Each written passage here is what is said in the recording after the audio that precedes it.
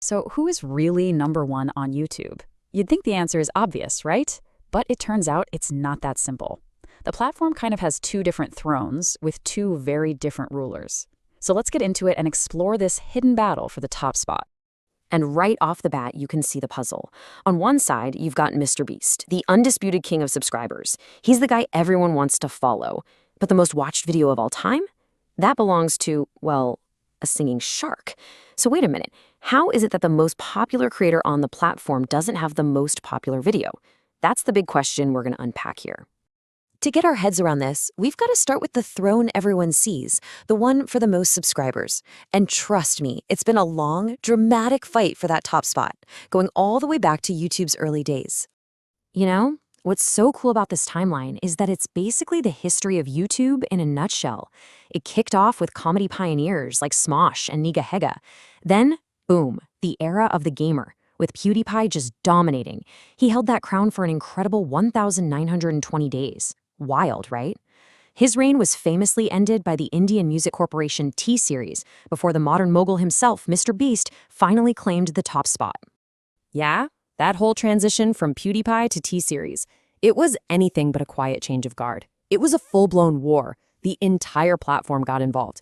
People called it the Great Subscriber War of 2018 and 2019, and it was this epic showdown between the platform's biggest creator and a massive music label. It really defined an entire era of YouTube.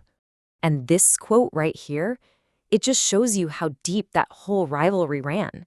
5 years after T-Series took the top spot, Mr. Beast finally surpasses them. And what's the first thing he says?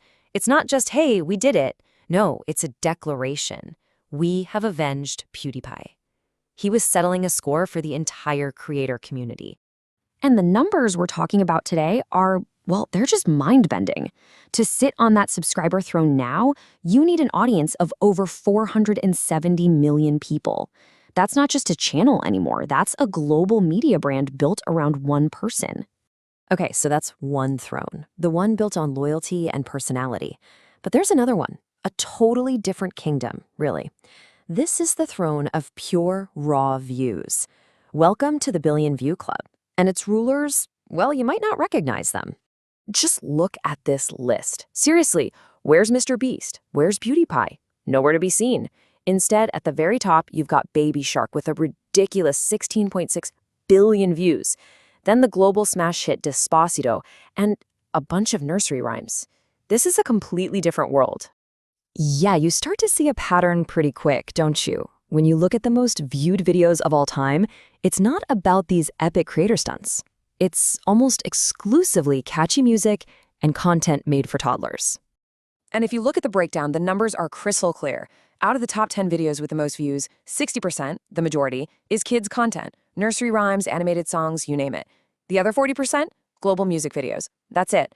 No other types of content even get a look in at the very top. And to hold this throne, you need a special kind of viral magic. Remember the original viral king, Psy's Gangnam Style?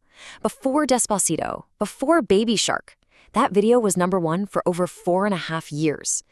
It just goes to show you that one incredibly catchy video can dominate the platform for longer than almost any single creator. All right, so we've got these two completely separate thrones ruled by totally different content. So what gives? Why is it like this?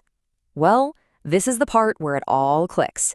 It's all about how you earn those subscribers versus how you rack up those views. And here's the fundamental difference broken down. The subscriber throne, that's all about building a community. It's driven by loyalty to a personality. But the views throne, totally different game. It's built on pure replayability. It's driven by catchiness, and you're not following a person, you're following a feeling. So let's dig into that. Community is the absolute engine for subscribers. It's why you hit that subscribe button, right? You're following a specific creator, a personality you connect with, a brand you trust. You're basically saying, yeah, I want to see what they do next. You're joining their club. Replayability, though, that's the engine for views. Think about it. A parent isn't subscribing to the Bath Song channel because they feel a deep loyalty. They're putting that video on a loop because their kid loves it. It's not about the creator at all. It's about the video's function. Its job is to be played again and again and again. Okay, so once you get that difference, community versus replayability, you can start to see where the future of YouTube is going. The whole idea of being number one is changing right before our eyes, and new trends are totally rewriting the rulebook for how you get to the top. So what does that future look like? Well, for one, you've got AI-assisted creators making content on a scale we've never seen before. You've got YouTube Shorts acting as this massive funnel, hooking people in and sending them to the longer videos. We're seeing regional content blow up globally, almost instantly thanks to stuff like AI dubbing. But maybe the biggest shift of all is that creators are thinking way bigger than just videos. And this right here, this quote really nails it. The creator is the media company now. It's so true. Creators aren't just YouTubers anymore. They're building actual media empires. They have their own product lines. They're launching animated series, creating global brands. And it all stems from their YouTube channel. So that leaves us with this one big, fascinating question. As that line between an individual creator and a massive corporation gets blurrier and blurrier, who's going to be the next one to claim YouTube's throne? Will it be one person, a company, or something totally new we haven't even thought of yet? One thing's for sure, the battle for YouTube's two thrones is a long way from being over.